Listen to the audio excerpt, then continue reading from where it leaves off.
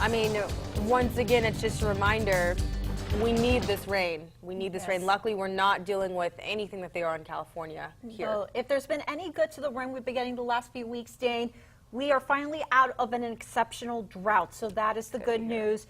But we don't need the rain to fall all at once, which unfortunately for some of our friends in central and eastern Missouri, that's going to be the scenario as we go into the weekend. For us here, rain chances are not as bad as what we previously thought, but you'll still need the umbrella and rain gear. As the time is 6:44, let's take a live look at our KQ2 Tri-State 4 camera outside of Maryville this morning. You can see the low overcast stratus cloud cover, and unfortunately, we're starting off this Friday on another dreary, misty note. I've been getting reports of drizzle this morning and some fog over parts of the KQ2 viewing area. We're sitting at 9-mile visibility right now in St. Joseph. However, I have been getting reports of some dense fog and some low visibilities in places in Platte County and near Cameron. So if you are heading in those areas this morning, you'll want to just take your time on the roads and just drive very slowly if you do run into some fog and some low visibilities. Now, we are seeing some thick clouds this morning thanks to the stratus clouds,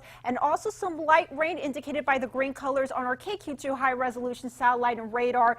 This is all courtesy of A, the stationary front that we have been dealing with in the Show Me State over the last several days, and B, we are finally going to get what is left of Tropical Storm Gordon. You can see on the satellite and radar that counterclockwise spin, that is the low pressure system of what was once Tropical Storm Gordon when it made landfall on the Gulf Coast on Tuesday evening and went up through the southern states, now into Arkansas and eventually into Missouri, where some of our friends in central Missouri, they don't need enough rain.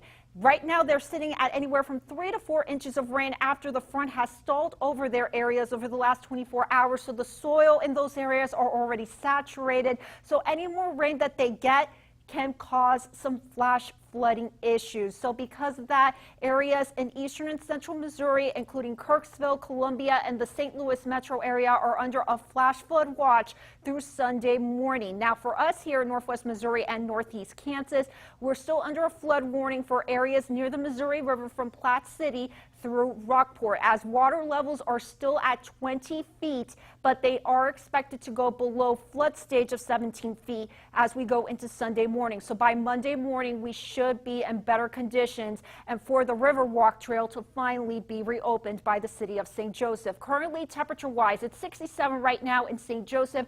Dew point is at 67. Humidity is at 100%, so it's very moist out there this morning. Again, when the temperature and dew point meet up, the humidity is going to be at 100%. It's going to allow that mist and that fog to form. We're also waking up on a cool note this morning thanks to those north-northeast winds right now sustained at 8 miles per hour. Pressure is falling at 30.14 inches. And that's why we're waking up on a cool note this morning thanks to the northeasterly winds. Right now, we're sitting in the middle 60s for the most part. And I'm just going to be downright honest with you.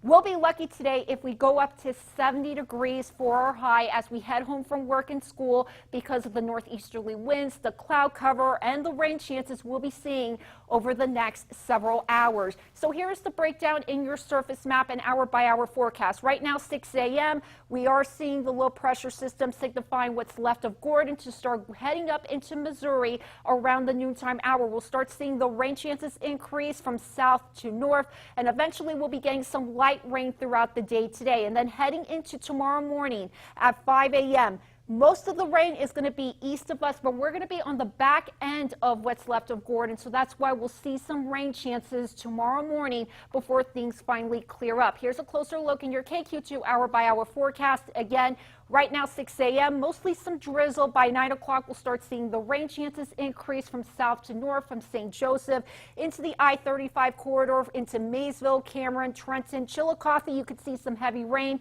indicated by the orange to red colors. Now, right now, places east of I-35 could see anywhere from 2 to 4 inches of rain. That's why the flash flood watch is in effect. For us here, anywhere from 1/4 to an inch of rain. This is something Mike Colton and I will be watching very closely as we go into the next 24 to 36 hours. So keep it tuned to KQ2. Temperature-wise, we're going to be staying below average as we go into the weekend, and we're supposed to be at 82 degrees for this time of the year. We're going up to only 69 tomorrow for your Saturday, and then the sunshine finally is going to make a return heading into Sunday and into early next week. And finally, temperatures will warm back up to where they should be for early September in the lower 80s. I think that, you know, it is cooling down, which means fall is here, which means deer season is right around the corner.